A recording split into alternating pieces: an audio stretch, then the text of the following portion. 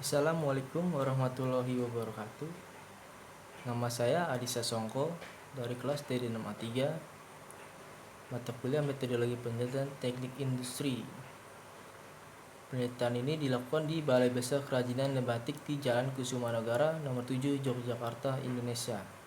Dan dosen pengampu Dr. Fatia Kumalasari, Sarjana Pendidikan Magister SI. Introduction, rumusan masalah dan tujuan penelitian. Ada juga metode penelitian, rencana penyelesaian penelitian. Untuk introduction, misi dari pengusaha pembatik ini yaitu untuk mengkaji ukuran kursi dan gawangan pembatik yang beredar di pasaran. Apakah di pasar tersebut yang menjual kursi dan gawangan sesuai dengan konsep antropometri ergonomi? Dan untuk kegiatan dari industri batik ini yaitu terdapat pekerja pembatik, dan suatu pekerjaan itu menghasilkan suatu kain batik. Untuk identifikasi masalah, yang satu, terjadi over jam kerja pada pekerja batik yang menimbulkan masalah penyakit muskuloskeletal. Lalu ada juga permasalahan penyakit muskuloskeletal pada pekerja karena tidak adanya konsep ergonomi dengan penerapan antropometri. Tujuan dari penelitian yaitu karena terjadinya over kerja pada pekerja batik di sini untuk merancang kursi pembatik dengan penerapan antropometri tubuh manusia agar pekerja pembatik tidak mengalami masalah penyakit muskuloskeletal ketika bekerja dengan over kerja yang berlebihan. Lalu ada permasalahan penyakit muskuloskeletal, yaitu di sini menganalisis kursi dan gawangan yang beredar agar dapat merancang dengan konsep ergonomi dan dengan penerapan antropometri manusia. Untuk rumusan masalah di sini ada apakah kursi dan gawangan pembatik yang beredar di pasaran telah sesuai dengan kebutuhan pembatik agar tidak menimbulkan masalah penyakit muskuloskeletal, dan juga apakah kursi pembatik sesuai dengan konsep ergonomi dengan penerapan antropometri manusia. Dan juga di sini ada metode penelitian. Metode penelitian ini menggunakan metode histogram, yaitu analisis ini mempresentasikan kecenderungan ukuran kursi dan gawangan yang dipakai oleh IKM. Data ini digunakan untuk membuat konsep ukuran kursi. Rencana penyelesaian itu dengan membuat kursi dan gawangan pada pembatik dengan penerapan antropometri tubuh manusia melalui pengumpulan data dengan metode histogram. Lalu di sini ada sejarah Balai Besar Kerajinan Batik. Sebelum menjadi nama itu, di sini ada awal namanya itu Textile Inscripting and Batik Station pada tahun 1922.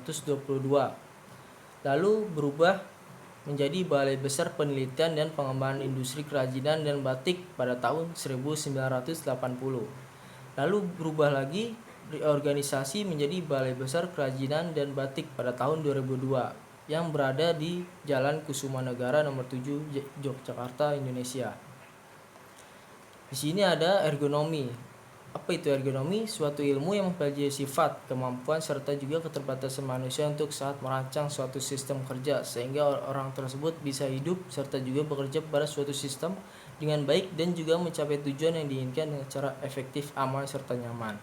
Dan di sini juga terdapat para ahli yang merupakan pengertian ergonomi dari para ahli Tarwaka pada tahun 2004, yaitu dia bisa mengatakan ilmu atau seni serta juga penerapan teknologi untuk dapat menyelaraskan antara segala fasilitas yang digunakan baik itu dalam beraktivitas ataupun juga dalam istirahat atas dasar kemampuan serta juga keterbatasan manusia baik fisik ataupun juga mental, sehingga kualitas hidup secara menyeluruh menjadi lebih baik. Dan di sini ada antropometri. Antropometri itu bisa disebut ukuran tubuh manusia yang merupakan salah satu cara langsung menilai status gizi, khususnya keadaan energi dan protein pada tubuh seseorang. Dan di sini ada antropometri dibagi dua menjadi antropometri statis dan dinamis. Lalu ada faktor yang mempengaruhi antropometri, ada umur. Nah, umur mempengaruhi karena setiap perkembangan manusia akan merubah bentuk-bentuk tulang maupun daging. Ada juga jenis kelamin. Mungkin karena setiap pria dan wanita itu berbeda dalam bentuk tubuhnya.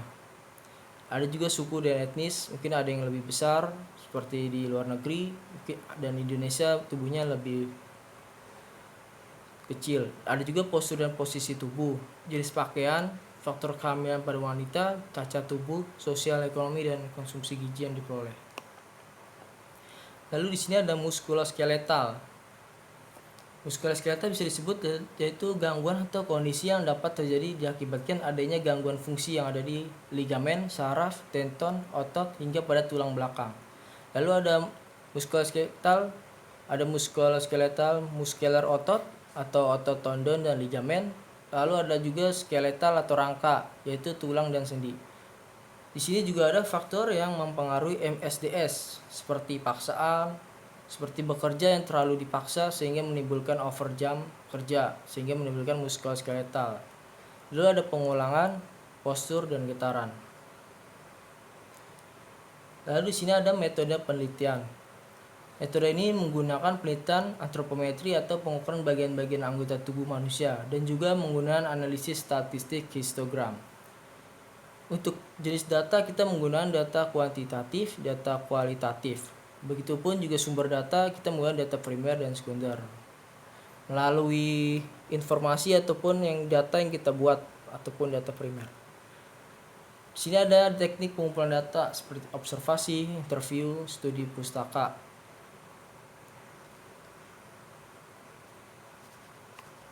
Lalu ada kerangka berpikir. Di sini kita melalui analisis dengan observasi ke suatu lapangan seperti industri batik maupun di pasar-pasaran. Lalu kita buat suatu data yang sesuai apa yang telah kita analisis.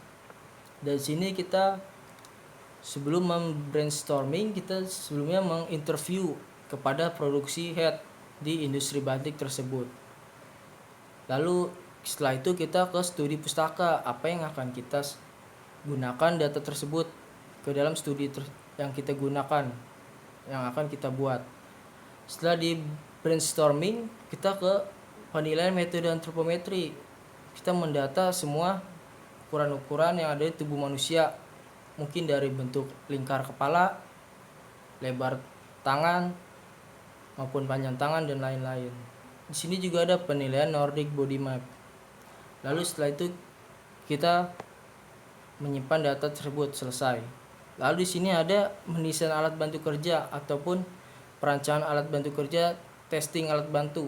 Sebelum kita testing, kita di sini sudah menganalisis awal pengumpulan data dengan observasi lapangan, data aktual, interview, dan lain-lain.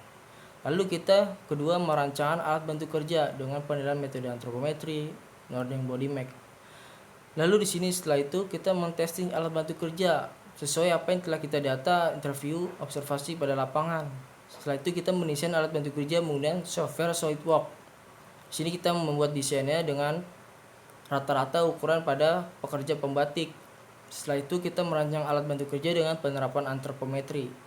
Jadi kita di sini merancang sebuah alat dengan software, tetapi dengan bantuan penilaian metode antropometri agar apa yang telah kita buat itu sesuai dengan rata-rata dari pekerja pembatik, agar tidak terjadinya muskuloskeletal sehingga bekerja menjadi nyaman. Lalu di sini apakah sesuai antropometri? Jika tidak, sini kita kembali merancang alat bantu kerja dengan penerapan antropometri yang sesuai dengan rata-rata pada pekerja pembatik dengan menilai metode antropometri tersebut. Jika iya, kita langsung membuat alatnya.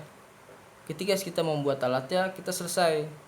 Lalu testing alat bantu kerja sudah selesai dengan apa yang terjadi di lapangan dan sesuai antropometri di lapangan tersebut. Terima kasih.